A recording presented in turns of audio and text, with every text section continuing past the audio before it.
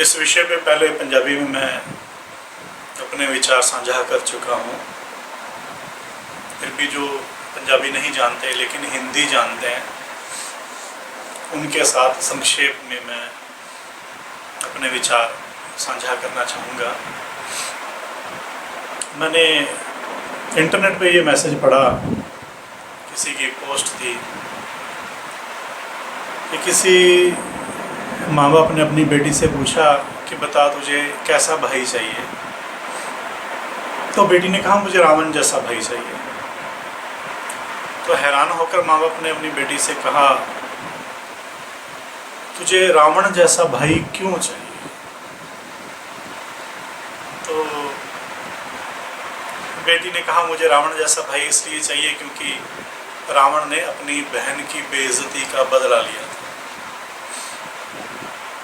तब तो मैंने इसे पढ़कर इग्नोर कर दिया, लेकिन बाद में देखा कि इस मैसेज को बहुत सारे लोग शेयर कर रहे थे, एक दूसरे को ये मैसेज भेज रहे थे और इस मैसेज को पसंद भी कर रहे थे, लाइक कर रहे थे। तो सोचा इस पर कुछ विचार अपने साझा कर दूं आप लोगों से।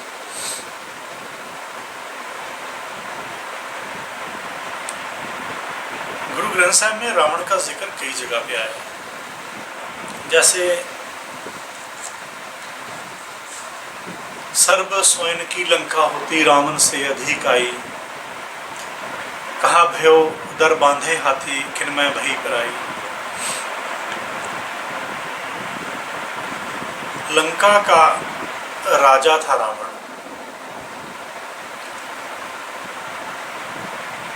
उसकी एक बहन थी शूर्पणखा।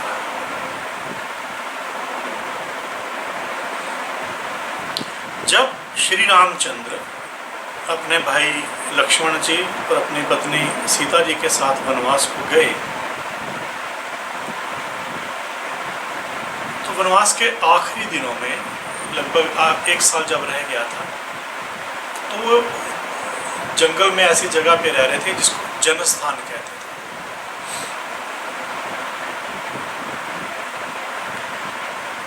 एक दिन जब वो श्री राम अपने आश्रम में बैठे हुए थे, तो शूर्पणखा वहाँ आई। उसने रामचंद्र जी का सुंदर रूप देखा और मोहित हो गई। रामचंद्र जी के पास आकर उसने रामचंद्र जी से उनका परिचय पूछा। रामचंद्र जी ने अपना बताया कि मैं राम हूँ, ये मेरी पत्नी है, भार्या है मेरी, ये मेरा भाई है, मैं दशरथ जी का बेटा हूँ और मैं यहाँ वनवास पे आया हूँ।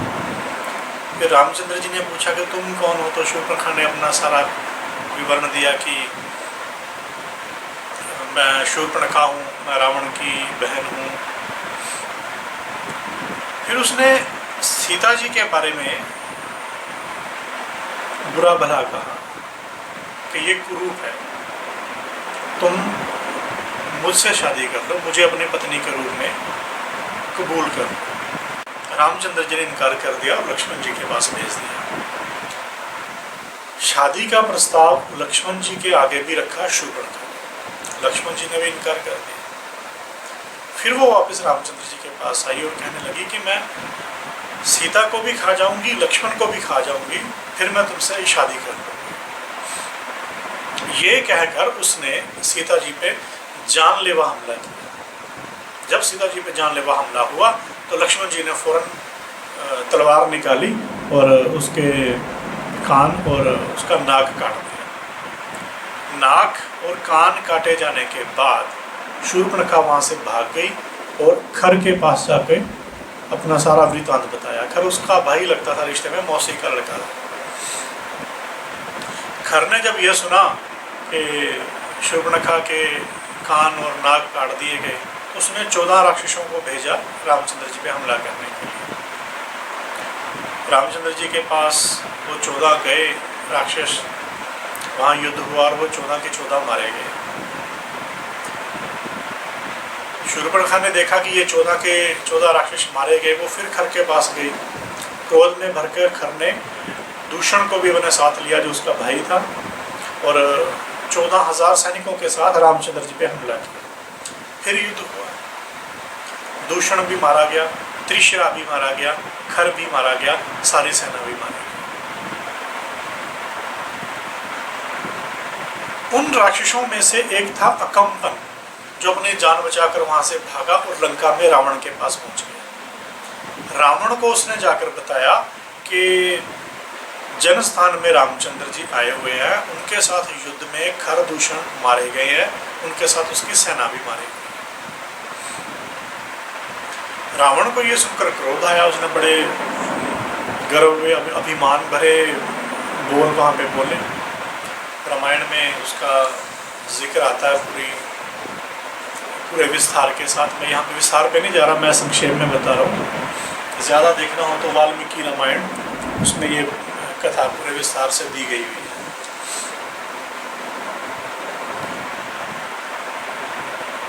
कंपन से रामचंद्र जी और रामचंद्र जी की सेना के बारे में रावण ने पूछा कि उनके साथ क्या देवता हैं, उनके साथ क्या इंद्रदेव हैं। तो कंपन ने बताया कि नहीं, उनके साथ कोई सेना नहीं है, कोई देव नहीं है, सिर्फ उनका एक भाई है लक्ष्मण। फिर उसने रामचंद्र जी की बहादुरी के बारे में, रामचंद्र जी के युद्ध कौशल के बारे में बताया और साथ में ये भी कहा कि सभी असुर और सभी देवता मिलकर भी उनका वध नहीं कर पाएंगे, वो इतने बहादुर और इतने युद्ध कौशल वाले हैं। फिर उसने सीता जी के बारे में बताया, वो सीता जी के सुंदर रूप का बखान किया और साथ ही कहा कि आप सीता का अपहरण कर लो। सीता जी से जब उनका बिछोड़ा हो जाएगा तब वो खुद ही खुद रामचंद्र जी मारे जाएंगे, वो जीवित नहीं रह पाएंगे। जब रावण ने सीता जी के सुंदर रूप के बारे में सुना तब उसने ये इरादा किया कि सीता जी का मैं अपहरण कर लूं, और ये सोच मन में रखकर वो ताटका का पुत्र था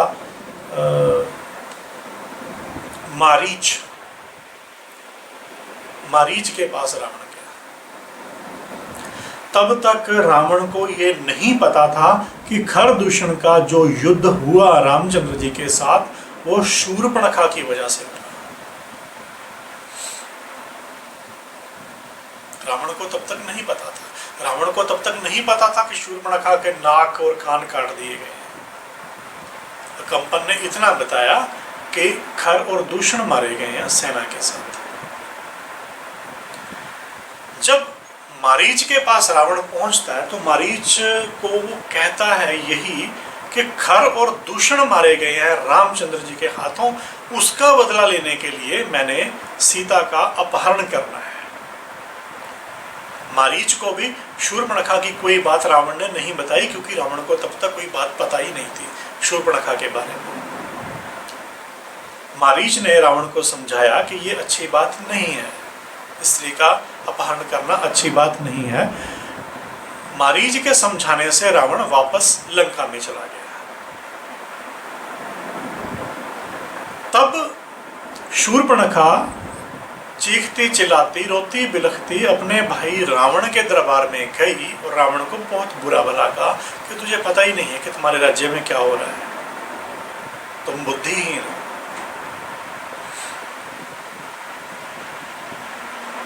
फिर उसने बताया कि वहां युद्ध में खरदूषण मारे गए।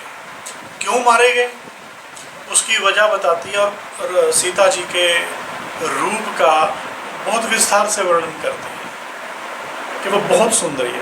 वैसी ना कोई देव कन्या है, ना गंधर्वी है, ना कोई नाग कन्या है, इतनी सुंदर। रावण को कहती जब मैंने इतनी सुंदर स्त्री देखी, सीता इतनी सुंदर देखी, तो मेरे मन में ये ख्याल आया कि मैं सीता की शादी अपने भाई रावण से करूं। जब ये बात मैंने कही तो गुस्से में आके लक्ष्मण ने मेरे कान और नाक काट दिए।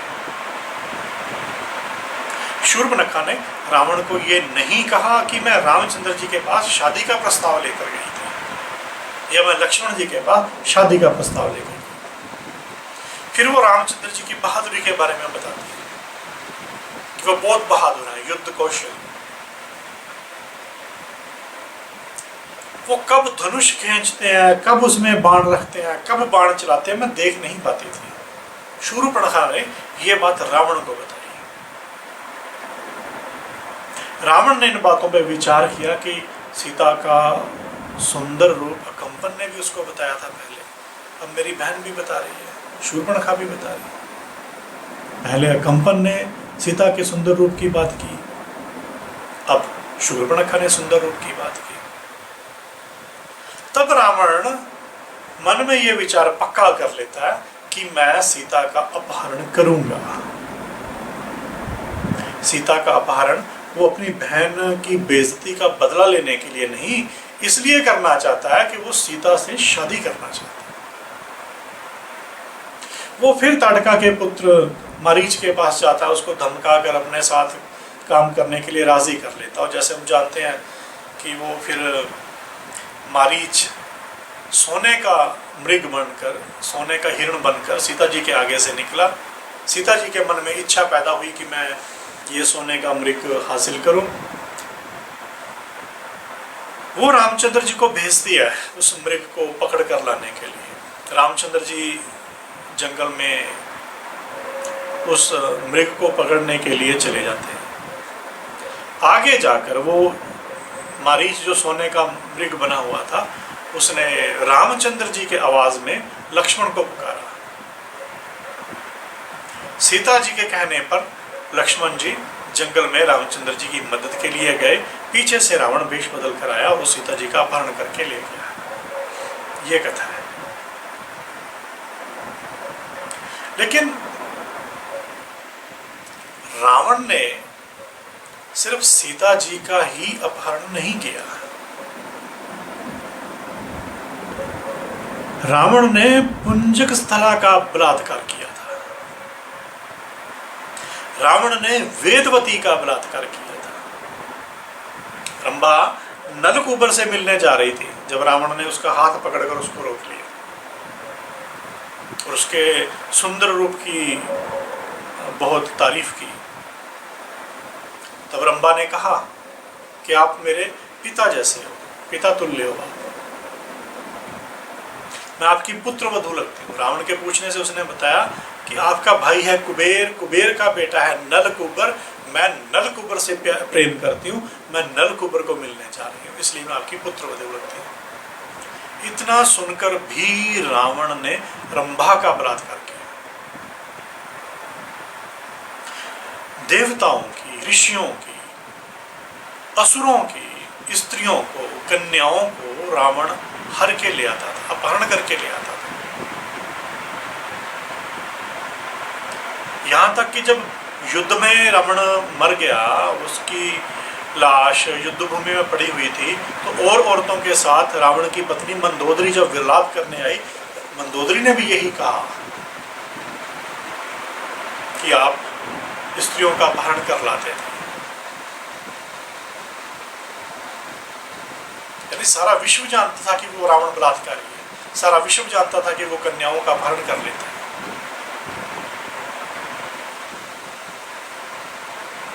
अगर आज जो कन्या, आज की जो लड़की, आज की जो शूर्पणखा ये चाहती है कि रावण जैसा उसका भाई हो, तो आज की शूर्पणखा बताए कि पुंजक स्थला का बलात्कार रावण ने अपनी किस बहन की बेइज्जती का बदला लेने के लिए किया था। आज की शूर्पणखा बताए कि वेदवती का बलात्कार रावण ने अपनी कौन सी बहन की बेइज्जती का बदला लेने के लिए किया था।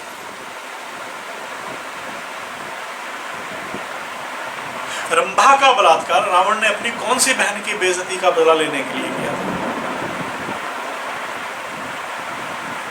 ऋषियों, देवताओं, असुरों की औरतों को, उनकी बेटियों को हर के जब रावण ले जाता था तो अपनी कौन सी बहन की बेइज्जती का बदला लेने के लिए ऐसा करता था।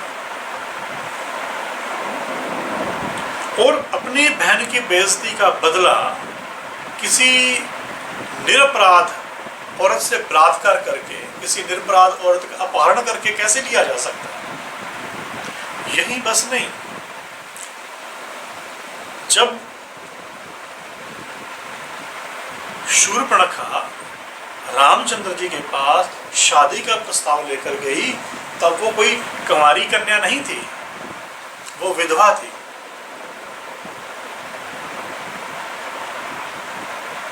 रावण ने बिना वजह अश्म नाम के नगर पर हमला किया। वहां के निवासियों ने रावण का कोई अपराध नहीं किया था, बिना वजह, बिना कसूर रावण ने अश्म नाम के नगर पर हमला किया। वहां पे बहुत से दानवों का उसने कत्लेआम किया। उन दानवों में एक था विद्युत जीव, जो शूर्पणखा का पति था। अपने सगे बहनोई का कत्ल रावण ने अश्वनगर के उस कत्लेआम में किया। अपने पति के कत्ल को लेकर शूर्पणखा ने रावण को बहुत दुत्कारा था। रावण ने जैसे तैसे करके अपनी बहन को समझाया और अपने मौसी के बेटे खर के पास भेज दिया। लंका का राजा था रावण, अपनी सगी बहन को उसने विधवा कर दिया और फिर उसे अपने पास भी नहीं रखता, अपनी मौसी के लड़के के पास भेज देता। ऐसे रावण को गुरुवाणी में, गुरु ग्रंथ साहिब में मूर्ख की संज्ञा दी गई, मूर्ख की उपाधि दी गई। कबीर साहब ने लिखा, लंका गढ़ सोने का भया, मूर्ख रावण क्या ले गया। मूर्ख कहा, मूर्ख। कबीर साहब की ये पंक्तियां गुरु ग्रंथ साहिब में। गुरु नानक देव जी ने भी एक जगह लिखा, भूलो रावण मुगध अचेत, लूटी लंका शीस समेत। मुग्ध कहा उसको, मुग्ध, अचेत कहा उसको। एक और जगह पे गुरु नानक देव जी ने उसको अंधुला कहा, अंधा। अंधुल है दह सिर मूंड कटाया।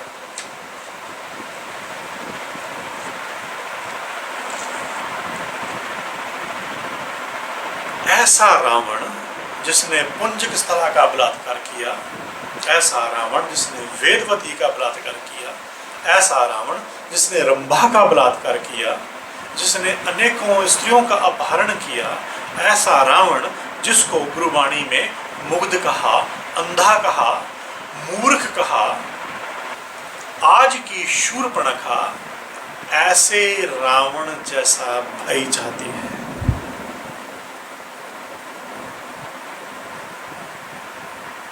क्या आज का कोई व्यक्ति, कोई लड़का ऐसी शूर्पणखा जैसी स्त्री का पति बनना चाहता है?